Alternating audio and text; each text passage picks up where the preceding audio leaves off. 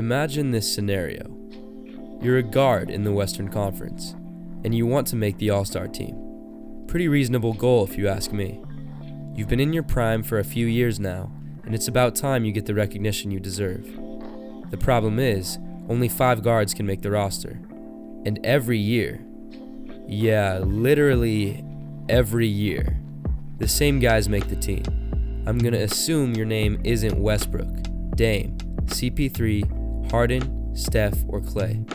If that's the case, then sorry buddy, you aren't an all-star. What I've shared with you is basically the frustrating tale of Mike Conley.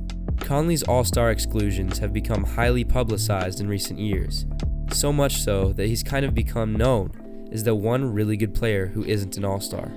But this isn't a one-man story. Truthfully, there are many others around the league just like Conley. Those players are the subject of today's video. Today, we are ranking the 10 best players in the NBA who have never been named to an all-star team. But that's not all. Stay until the very end of this video because I'll be revealing my predictions for the 2020 All-Star Game, which will include some players on today's list. Just a couple qualifications before we get this thing started. 1. No rookies. I refuse to put rookies on this list before we've even seen them play. That means no Zion, no Ja, no RJ. 2.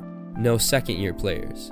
Since it's pretty much impossible to make the All-Star Game in your first season, having second-year players on this list kind of defeats the purpose of the video. In fact, in the last 15 seasons, Blake Griffin is the only rookie to be named an All-Star. And remember, that was technically his second season in the NBA. They're also really hard to rank since we've barely seen them play, and they're likely to improve in their second year. So that means no Luka, no Trey, no Bagley, no DeAndre Ayton. 3. This list is definitely debatable, and I would love to see your opinions in the comment section. But just know that above all else, stats, accolades, defense, a player's performance in the playoffs will be the most critical determining factor in my rankings. Before we begin our countdown, I encourage you to hit that like button down below. Let's go for 18 likes for each one of Kobe's All-Star selections. I'm also happy to announce my first 100 subscribers will be entered into a giveaway. More info on that as we get closer to the milestone. Subscribe to join the Hoops Kingdom for not just the giveaway, but for more rankings, stories, and all things basketball. Here we go, people. My name's Duncan, and let's rank the top 10 players in the NBA who have never been All-Stars. At number 10, I'm going with my fellow UCLA Bruin, Zach LaVine. I was really close to not including Zach in these rankings just because of how terrible his team was last year. But when you watch this dude play, you just can't deny his smooth feel for the game and elite scoring prowess.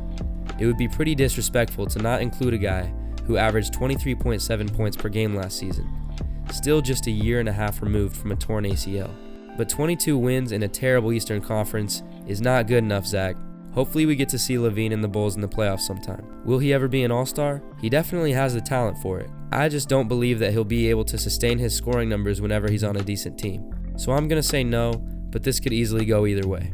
I'm going with Eric Bledsoe at number 9, who arguably just came off the best season of his career at age 29. Despite averaging 15.9 points per game, he emerged as one of the game's most pesky perimeter defenders, and was rewarded with a selection to the All-Defensive First Team for the first time in his career. His per-game stats would look a whole lot better if he had played more minutes, but since the Bucks were so often blowing out teams in the fourth quarter, Bledsoe and his fellow Milwaukee starters were regularly on the bench late in games. Admittedly, he had a poor 2019 postseason, only averaging 13.7 points on 41% shooting, but I'm sure he'll have many more opportunities to redeem himself being teammates with the Greek Freak. Will he ever be an All-Star? I think not. His best opportunity was last year, with the Bucks being so dominant in the regular season, but his teammate Chris Middleton took the final spot. Thanks a lot, Chris. I'm giving 8 to Julius Randle, who should be in store for a monster season as the new lead dog of the New York Knicks. This man is just so underrated, somehow nowhere near any All-Star snub list or most improved player discussion, despite averaging 21 and 9 while playing behind Anthony Davis and Nikola Mirotic for a good portion of the season.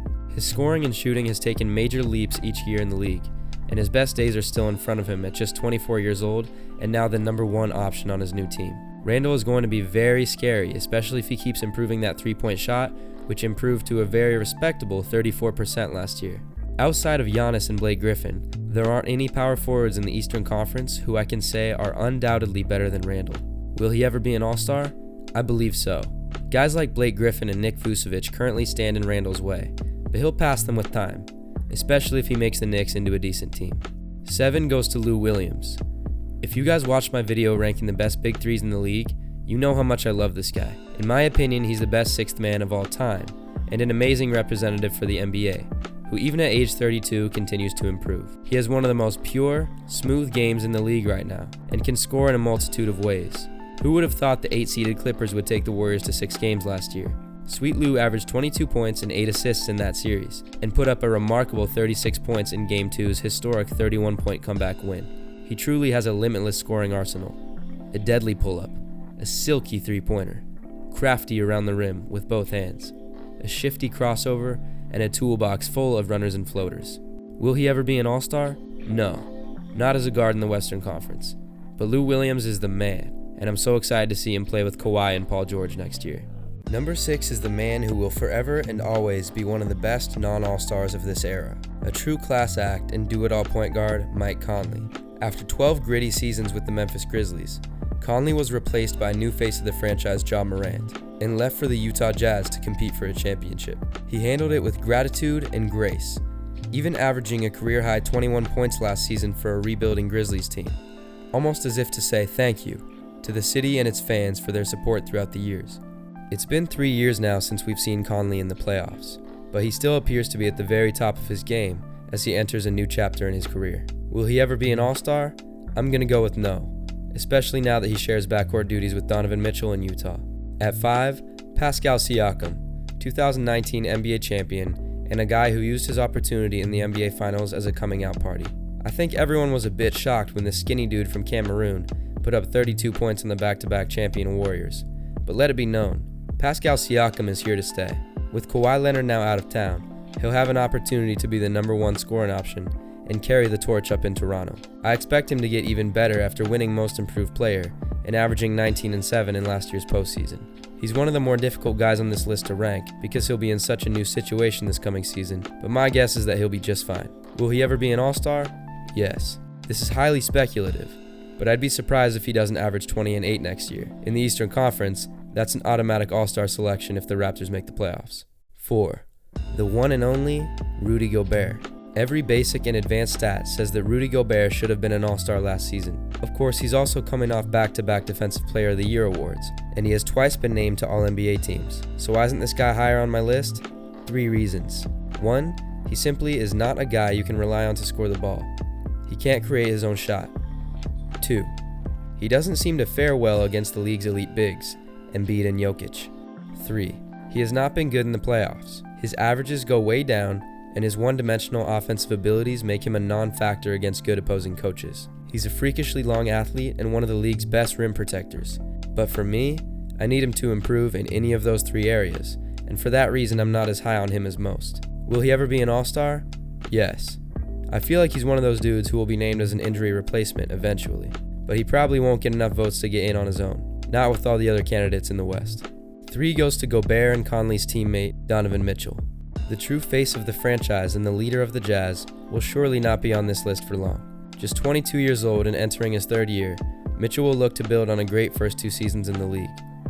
After winning a playoff series in his rookie year, Mitchell, like Gobert, had a really tough playoffs this past year.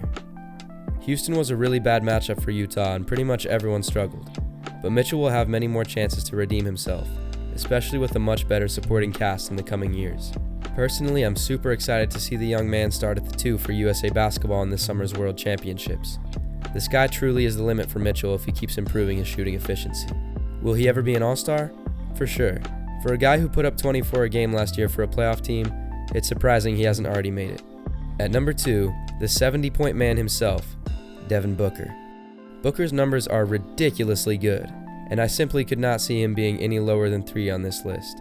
Yeah, I'm a Suns fan. Cool. You can say I'm biased if you want, but let's not act like Devin Booker is not one of the league's best scorers.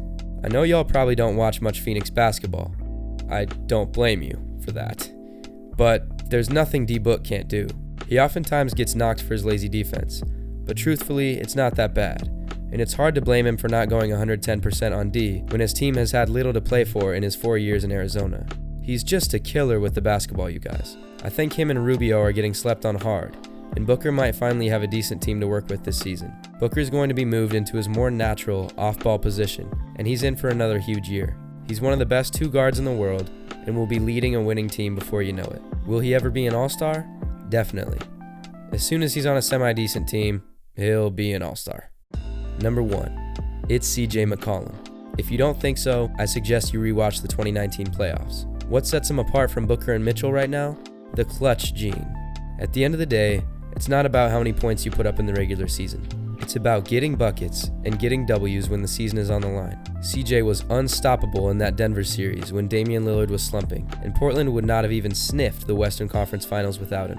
He has the second best mid-range game in the NBA behind Kevin Durant, and is just as smooth and consistent as it gets. He has this old school, dynamic scoring ability and pull-up game that remind me of Joe Johnson at times. And of course, Joe's got 7 All-Star appearances.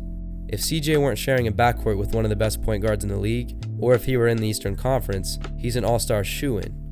He averages 25 in the postseason with incredible shooting efficiency that improves even more in the fourth quarter. I'm not sure there's much of an argument for CJ not being at number 1. Will he ever be an All-Star? I'm going to be optimistic and say yes. But the All-Star team is a regular season award, and it's going to be really hard for McCollum to make the team as long as he's in Portland with Dame. As promised, here's a little cherry on top to close this thing out. I want to show you guys my 2020 All-Star Projections, which will include some of the dudes on this list. For this, I'm going to keep it real simple. 5 backcourt spots per conference, 7 frontcourt spots per conference, and no weird honorary 13th member for either team. My deepest apologies to Vince Carter. And I'm assuming everyone stays healthy, so when you rewatch this video in February, don't call me dumb if people get injured and ruin my predictions. So the West backcourt finally has spots up for grabs with Klay Thompson done for the season and Russell Westbrook in a new off-ball role in Houston. So for the West backcourt, I got Steph Curry, James Harden, Damian Lillard, Donovan Mitchell, and one of these guys. This is a total guess, but I think Booker gets in this time if he averages 27 and 7 again. If the Suns win 30+ games, those gotta be All-Star level numbers, right? The West frontcourt is crowded as usual, but I got both LA duos: LeBron James, Anthony Davis, Kawhi Leonard, Paul George.